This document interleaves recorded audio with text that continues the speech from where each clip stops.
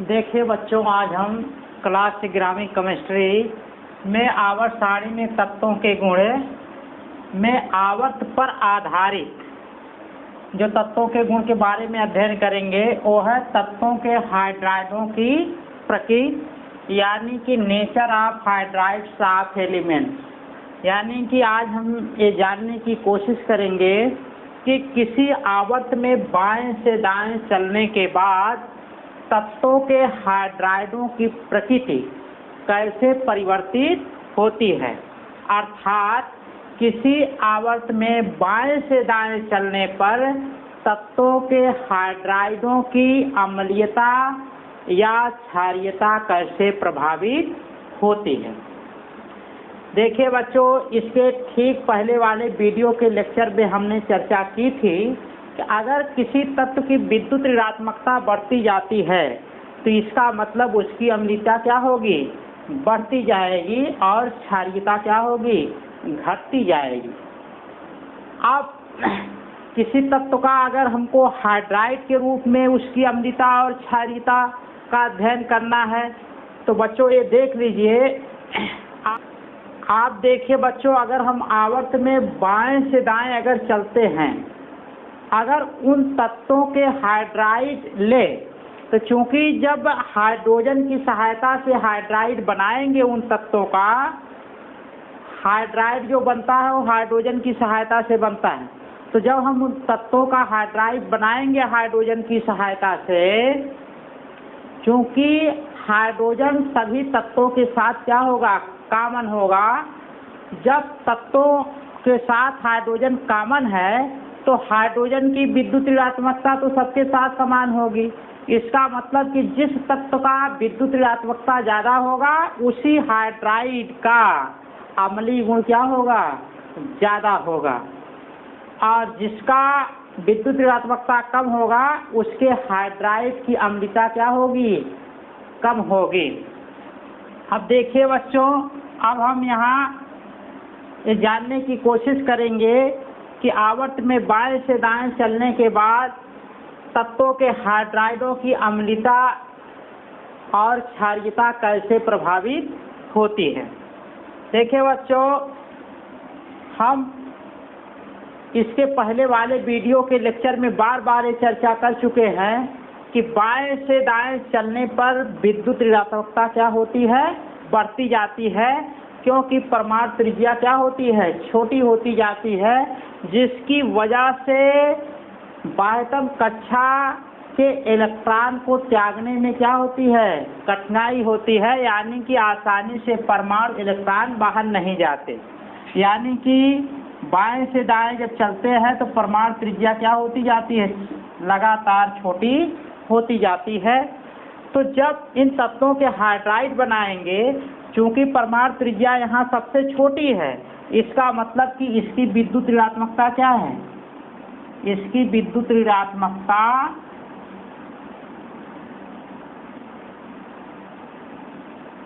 सबसे क्या होगी, अधिक होगी, और यहाँ सबसे क्या होगी, विद्युत ऋणात्मकता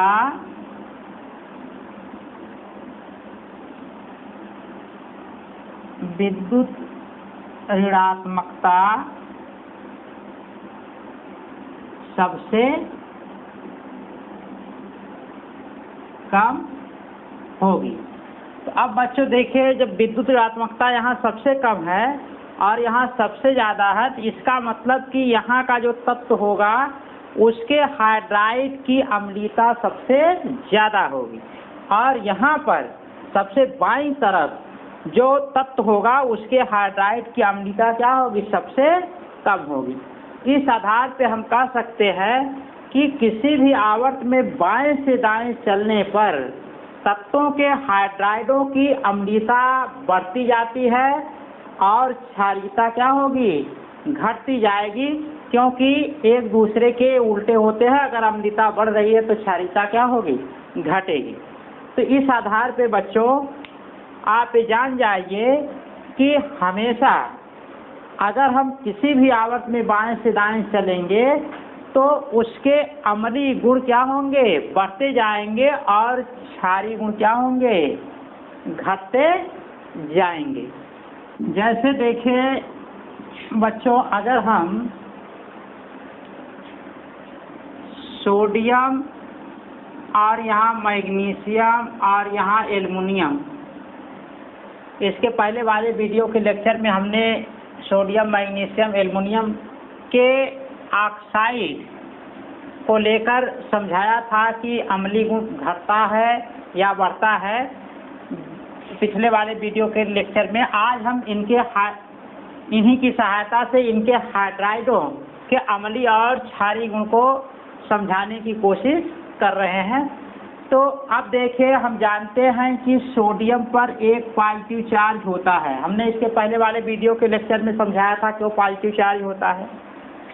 और मैग्नीशियम पर 2 पॉजिटिव चार्ज होता है, और एल्युमिनियम पर 3 पॉजिटिव चार्ज। अब बच्चों, इनके साथ हाइड्रोजन को जुड़ना है, इनके साथ हाइड्रोजन को जुड़ना है। हाइड्रोजन इनके साथ जुड़कर इनके हाइड्राइड बनाएंगे। अब बच्चों, आप ये जान जाइए कि आप इसके पहले भी पढ़ चुके होंगे कि हाइड्रोजन पर एक पॉजिटिव चार्ज होता है। और लेकिन ये भी आप जानते होंगे कि हाइड्रोजन पर पॉजिटिव चार्ज तब आएगा जब इसके पास कोई विद्युत ऋणात्मक तत्व इनसे ज़्यादा होगा, तो इनका इलेक्ट्रॉन उस विद्युत ऋणात्मक वाले के पास चला जाएगा। अगर मान लीजिए कि इनसे कम विद्युत ऋणात्मक तत्व इनके पास आ रहा है, तो इसका मतलब कि हाइड्रोजन उनके इलेक्ट्रॉन को ग्रहण करेगा। तो तत्व जो इनके पास आएंगे वो पॉजिटिव वाले हो जाएंगे, हाइड्रोजन क्या हो जाएगा, निगेटिव चार्ज वाला हो जाएगा, यानी कि निगेटिव आयन में चला जाएगा पॉजिटिव आयन से। ये निर्भर करता है कि इसके पास जो परमाणु आ रहे हैं वो अधिक विद्युत ऋणात्मक है या कम विद्युत ऋणात्मक है। इसीलिए मेनलीफ की आवर्त सारणी में या आधुनिक आवर्त सारणी में हाइड्रोजन का स्थान निश्चित नहीं है।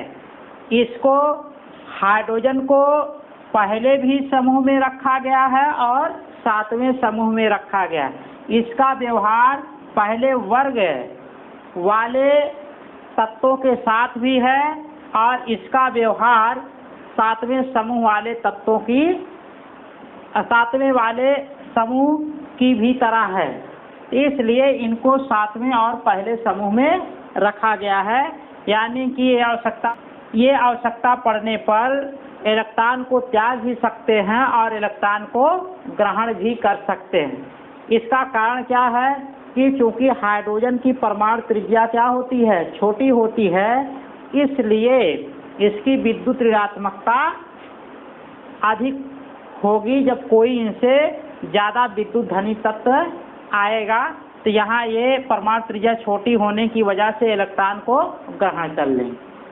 और दूसरी बात यह है कि अगर इनसे ज़्यादा विद्युत ऋणात्मक तत्व आता है तो चूंकि इनकी वास्तव कक्षा में एक इलेक्ट्रॉन है और एक प्रोटॉन है, तो नाभिकीय आकर्षण कम है। तो नाभिकीय आकर्षण कम होने की वजह से इलेक्ट्रॉन त्याग भी सकता है। तो कहने का मतलब कि आवश्यकता पड़ने पर ये इलेक्ट्रॉन को त्यागेंगे और इलेक्ट्रॉन को ग्रहण भी कर सकते हैं।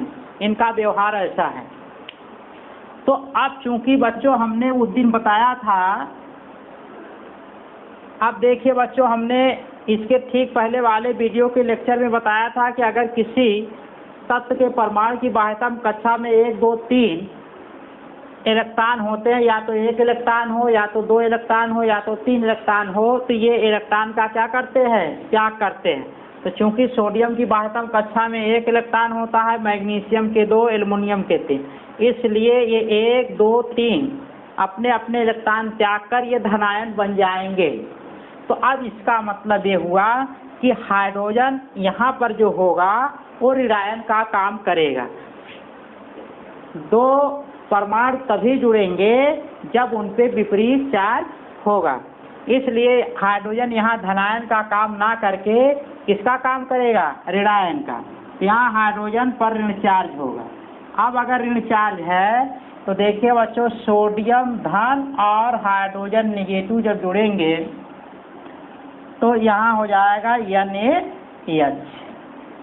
अब इसके बाद यहाँ देखिए Mg2 प्लस और फिर हाइड्रोजन जब निगेटिव जोड़ेंगे, चार्ज की जो संख्या है ट्रांसफ़र कर लेंगे तो Mg का संख्या हो जाएगा 1, क्योंकि इस पर 1 चार्ज है, और ये 2 वाली संख्या चली जाएगी हाइड्रोजन के पास, MgH2 हो गया।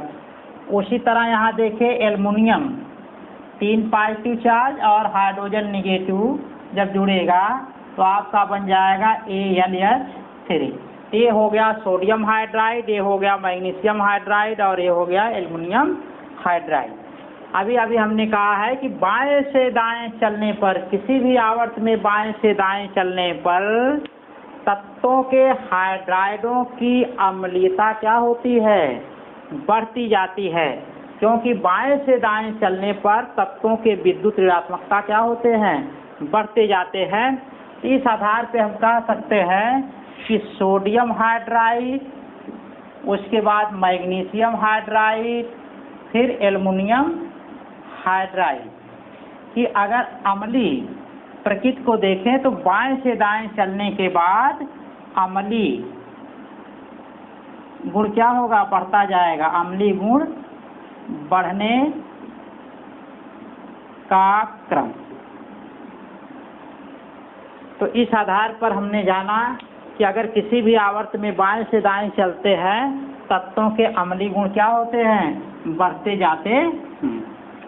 यहाँ आपको बताया भी गया है किसी भी आवर्त में बाएं से दाएं चलने पर तत्वों की अम्लीयता बढ़ती है एवं क्षारीयता घटती है। यह स्वाभाविक है, अगर अम्लीयता बढ़ रही है तो क्षारीयता क्या होगी? घटेगी, क्योंकि एक दूसरे के विपरीत। अम्लीयता जितना ज़्यादा बढ़ती जाएगी क्षारीयता उतना ज़्यादा घटती जाएगी।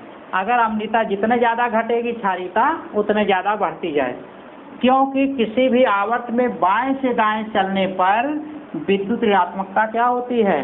बढ़ती जाती है। जब विद्युत ऋणात्मकता बढ़ेगी तो स्वाभाविक है उसकी अम्लीयता बढ़ेगी, क्योंकि देखिए हाइड्रोजन की जो विद्युत ऋणात्मकता है सभी के साथ कॉमन है। इसका मतलब कि अब बचा ये तत्व जिससे हाइड्रोजन जुड़ा हुआ है, इसका मतलब कि जिसकी विद्युत ऋणात्मकता इनमें ज़्यादा होगी उसी की अम्लीयता ज़्यादा हो जाएगी। ठीक है बच्चों, अगले गुण को हम अगले वीडियो के लेक्चर में चर्चा करेंगे।